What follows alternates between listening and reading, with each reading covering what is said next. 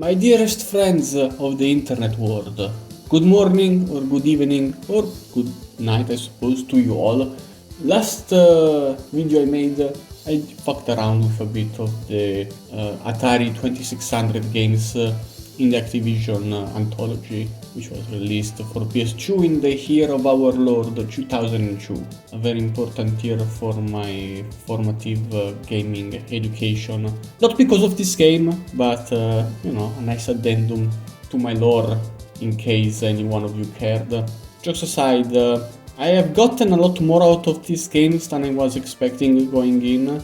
And I am generally like a fan of the older games, so it's not like I was expecting to be bored or to go, haha, these old games are so janky and they have nothing going on in them, hahaha, like some Redditor with no critical skills. What the fuck am I talking about? Sorry, anyway, yes, I'm going to be trying 5 more games this time. But there is a bit of a twist, because the other time I barely read any of the manuals, and that ended up making me look like an S in front of my massive audience. But this time I think I'm gonna be cautious and maybe read a couple lines out of these manuals just so I'm ready before I actually turn on the console. And I'm gonna start off with tennis here. I'm sure it's gonna be a great time. But first, I wanted to comment on the wrestling game that I have tried in another video. I've talked about how it was so groundbreaking and revolutionary for a wrestling game of, I think it was released like in the very early 80s, 1981 most likely, if not I will correct it in post-production.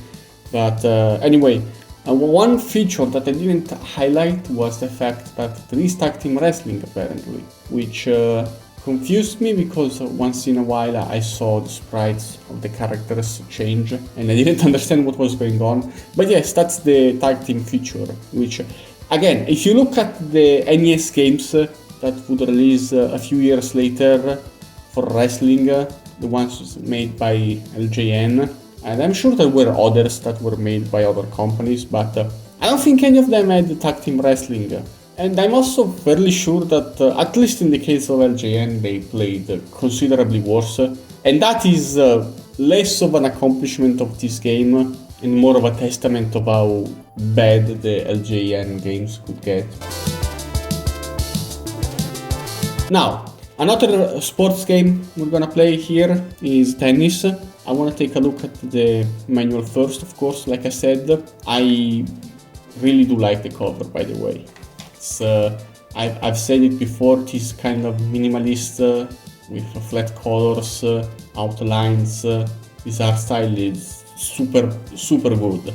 And the Activision cartridges, they do stand out a lot because the art of the games on the Atari, the covers I mean, generally is really good.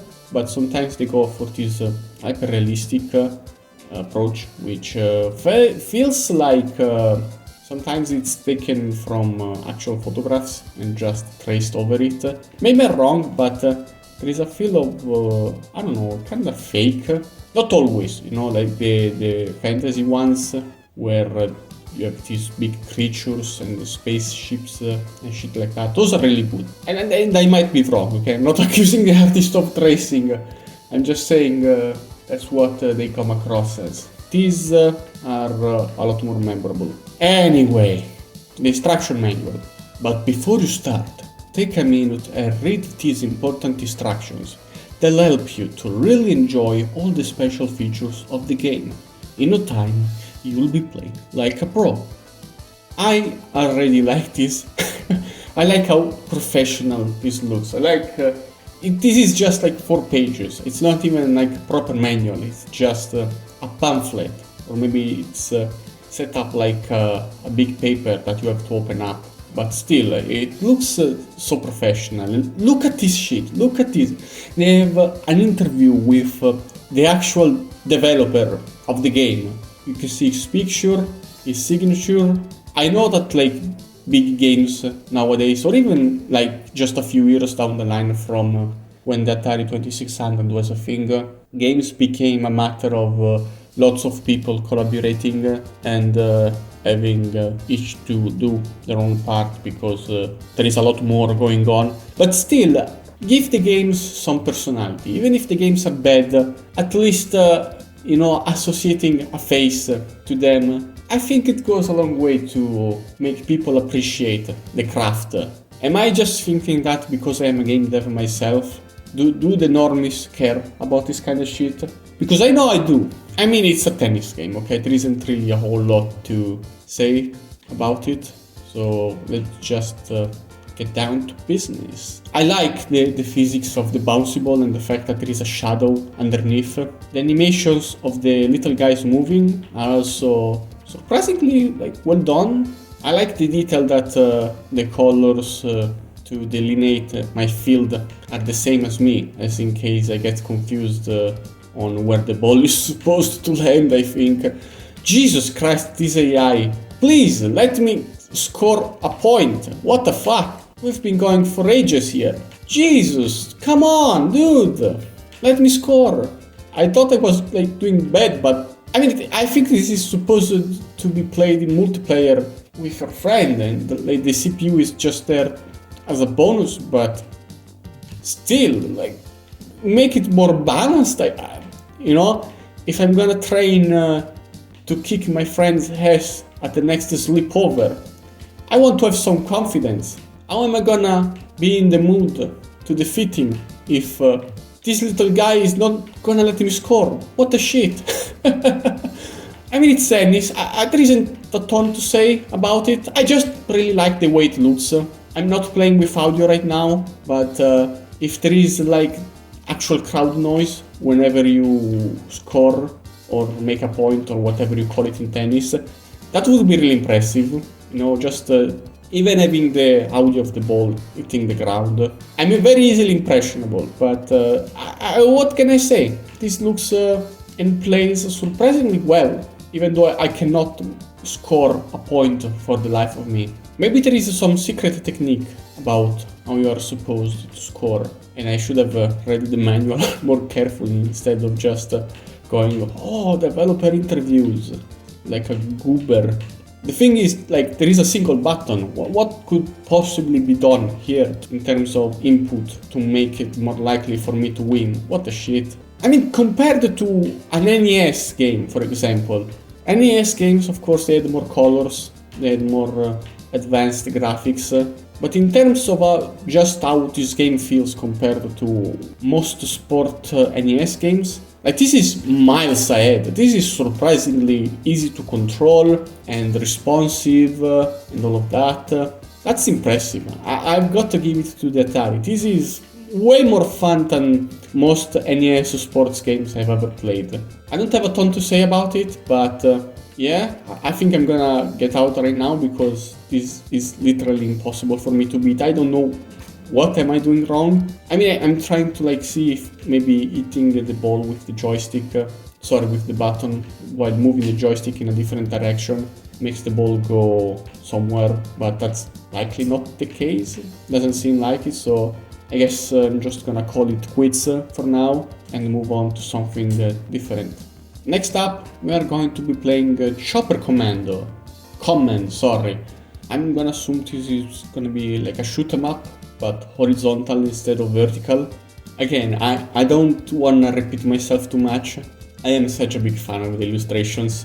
I like that this is pretty much a military simulation, and they have these bright colors, like the explosion of the truck on the bottom right. There is at least a couple of people there who just died, but they made the explosion pink just so you don't think of the implications, just so that you look at the colors and go, "Ooh, oh nice." Look at that beautiful statue. Bob Whitehead. Why is this name familiar? I'm sure I've heard the name Bob Whitehead somewhere. I guess I'm gonna put something in the post-production just to confirm my suspicions. He has a signature that is very similar to mine.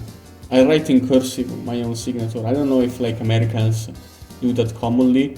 Maybe this guy is British. I wouldn't be surprised if he was. There was a lot of developers during this time that were from the British Isles doing a lot of groundbreaking stuff. Okay, I haven't seen the game yet, but I'm gonna assume this screenshot is a mock-up because there is a lot more colors than in your average Atari 2600 games. And I mean, I kinda get it. It's like you already bought the game, okay? This isn't false advertising, unless this is in the back of the cover as well, which it isn't. Mock-ups for video games used to be common back in the day for magazines and such. In that case, it would be false advertising, yes, but I suppose here it's just an artistic license. Okay, wow, that's a lot more closer to the screenshot in the manual than I was expecting. Lots of colors. Usually you don't see so many colors in an Atari game. Let's see if this isn't gonna be the only impressive thing about it. Okay, wait, I know what this is. Okay, just realized who Bob Whitehead is. I watched the Slopes Gaming Room, I think, about this specific game a while ago. A game about like a guy in an helicopter who is supposed to be saving the little guys. But there isn't little guys to save here, I'm pretty sure. The trucks, they are like not interact shit. I don't think I can interact with the trucks in any way. I just gotta stop the guys here to kill them. I swear there was like one version of this game where you had to pick up little guys. Shit, I'm not good at this. Okay, this is a very fast game. I'm gonna try to focus a bit more now, be more cautious. Okay, there is a weird sense of acceleration that increases super fast if you don't just do small taps to the joystick. Like it goes super fast, holy shit, like that's way too fast. Okay, yes, I beat the lab. Yes, I'm supposed to protect the tracker guys here. Oh, that's an interesting concept for a game, honestly. I don't know if I would consider it ahead of its time in a lot of ways because, you know, Space Invaders was a thing. But the fact that there is horizontal scrolling, the fact that there is this very unique acceleration system, very impressive. It reminds me less of, what the fuck was its name, Space Invaders, and more Fantasy World, the Sega game. I don't know if this is a coincidence, but like having this circular world where you have these enemies going around reminds me a lot of Fantasy World, which came out a lot after that, just a more crude version of it. The minimap down there telling you where the enemies are and where the tracks are. Super nice of the developer of putting it in there. Very important quality of life improvement, which probably for the time was considered groundbreaking. Very difficult to maneuver, I suppose, but in terms of game feel, in terms of just being engaged, not bad at all. We are chewing for games so far.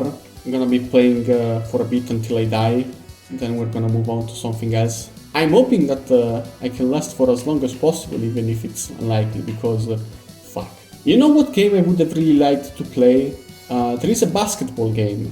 I think it's one of the more famous Atari 2600 games, or maybe it's just like bias caused from my personal experience, but I had this Atari emulation machine that I would play a lot with my brother, and one of the games that we would play the most together was basket, because it was very straightforward, it was very fun to play, and it was very responsive. Like for a game in this hardware, it was pretty much as good as it can possibly be. I would have really loved to look back at it, just for nostalgia's sake. Unfortunately, I guess I will have to pick Tomcat instead, the F-14 fighter simulator. I don't like the cover, it's really boring.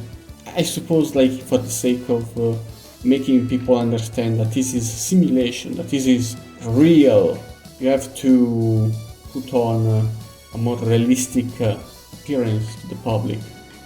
I get it, but I don't like it. I do like the logo and the fact that it's a very different box from anything else in the Atari that we have seen so far.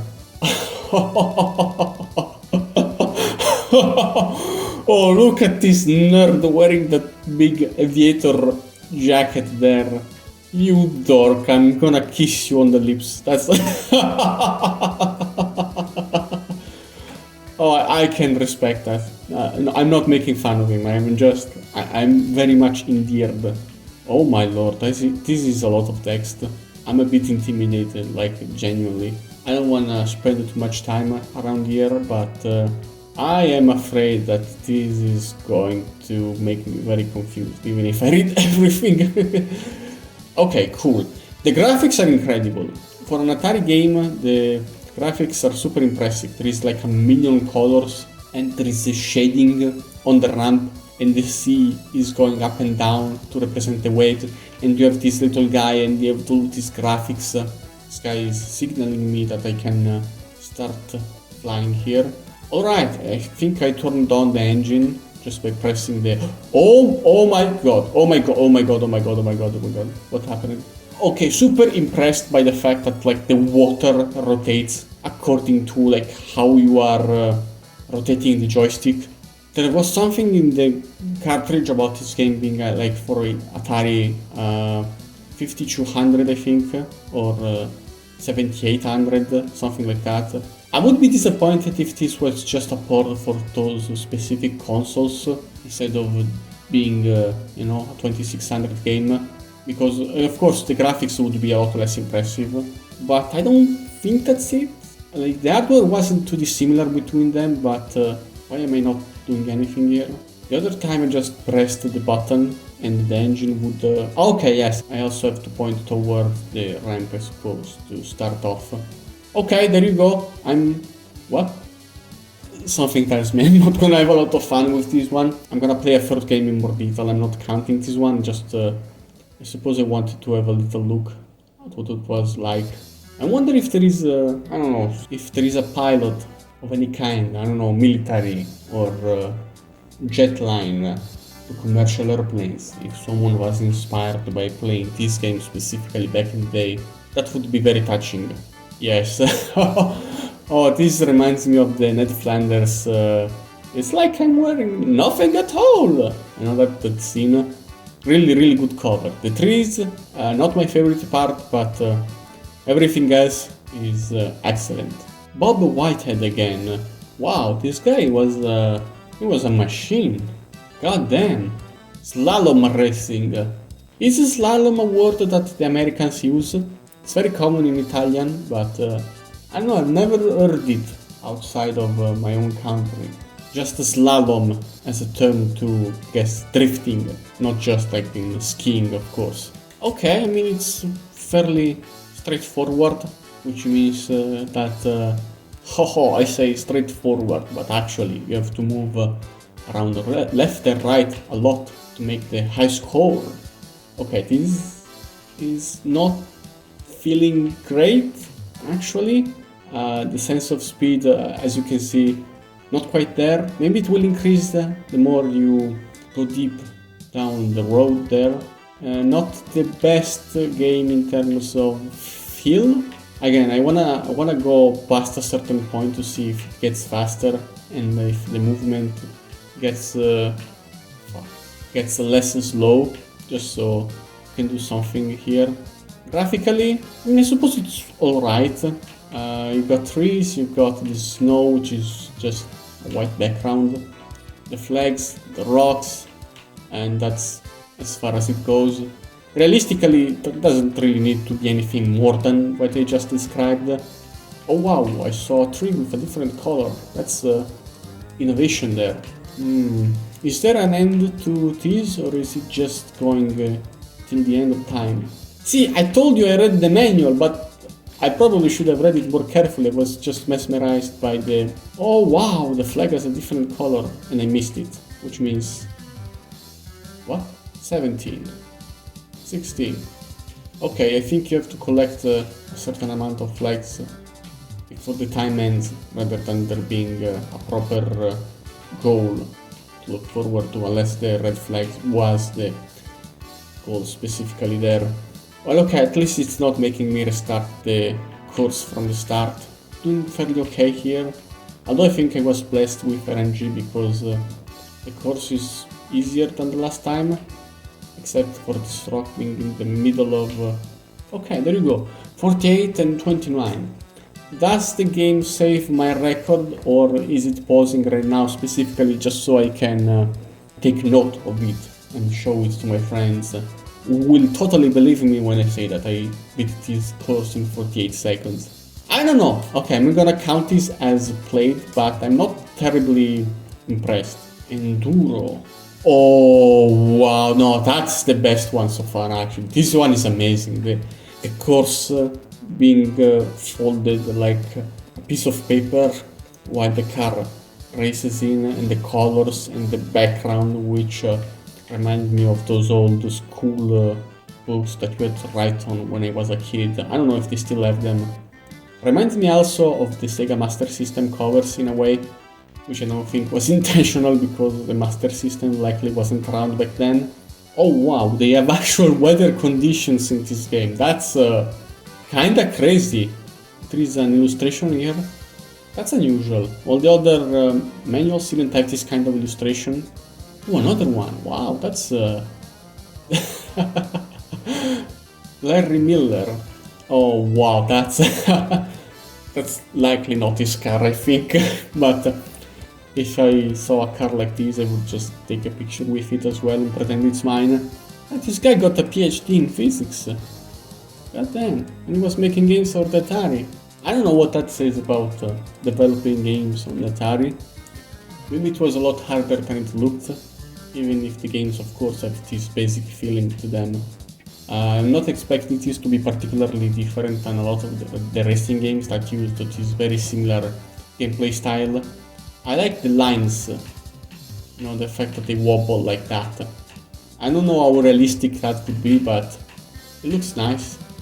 I don't like that it's all green. I don't like that it's just one unique color instead of having the road be gray or white or something like that. Maybe it's more useful. Okay, never mind. I was just gonna say maybe looking white is gonna not be good for your eyes, and I was correct because this is actually murdering me. This feels like having an epilepsy attack. So, oh, it's so unpleasant. Oh my god, oh my god. I mean, I can appreciate that the physics are different. They do feel at least a bit different, but oh, it's not worth it. Like, if you want to change the colors of the sides of the road, that's fine. Keep the road on a consistent color, though, so I don't have to hurt myself every time. I'm playing like shit. I don't know if that's noticeable, but to be fair, the speed at which you're moving is like, it makes it way too difficult to dodge everything in time, and plus you have to consider that you don't have to get off the road because that also slows you down. Although, okay, I'm doing fine here. Oh, now it's nighttime. Oh, now it's gonna be harder to avoid the obstacles. Like, I appreciate that there is all of these stuff that spices things around. Like, I'm fairly sure you didn't have in the arcade games of the time. Like, very probably the first time anyone has ever implemented weather conditions in a racing game. And I can respect that a lot. But like, oh my god, this is so ugly to look at. I'm sorry, Mr. Miller. Like, I'm sure. Oh, okay. No, not the fog. I'm sorry. This is. Yeah, no, this. Nothing about this makes the game actually better to play. I'm sorry. Like, what? Like, you have to intentionally like stay at a very low speed to surpass the little cars, which kind of goes against the whole purpose of wanting to play a game like this. You want to go fast. You want to move at the speed of sound. You got places to go, and you got to follow your rainbow. And you can do that while everything is dark, and you can barely understand what's going on. Okay, I'm sorry, I'm gonna shut this one down. Okay, one last game before I go. Walker, what's this now? Oh, whoa! What year was this made on? 3D graphics? What? Is there like a release date here? When did this come out? Like CGI graphics in a game from the Atari 2600? That's crazy. Oh, wow, okay. Ah, that makes sense. It's not a cover that was made back in the day, this is an unreleased game, holy shit! And they found a prototype and they put this in the collection. That is so exciting. I shouldn't be so excited, but I most definitely am anyway. Oh my god. I was gonna say, oh, this must have taken like 20 years to render on a computer from the 80s. But no, that makes more sense. The saddest thing here is that there is no developer bio like the other games, because this game didn't get a proper release, which means no proper cover and anything like that. I wanna see what this is like. I'm so curious. I kinda skimmed through the manual. There was some talk about having to press L1. Okay, yes, that's just gonna make you skip towards the levels that you wanna play, I suppose, because of course, in an actual Atari 2600, there would be no actual way for you to do it. I feel like I have to time really well the jump to get from one platform to the other. Even if it's super slippery, I can appreciate the fact that they went through such an effort to make it as bouncy as it is. Oh lord, okay, there you go. I don't understand if I'm supposed... Okay, no, I'm not supposed to touch those things there. Maybe the dot there, that's a score thing. This feels like kind of playing the flipper, but you're actually controlling the ball itself. I don't know if that makes sense to anyone watching. Oh, god damn it, everything is trying to kill me here. Unfortunately, I have to restart over. I don't know if I'm supposed to go up or down. I'm gonna suppose it's up because I currently started at the bottom. There's a lot of areas. What the fuck? Okay, this game is a mess because, of course, it wasn't completed, but I have to respect the ambition. This game has a lot going on. The graphics are nice, very colorful, very detailed. The jump physics are very impressive. I just have no idea what I'm supposed to do. The musical instruments kill me, but why?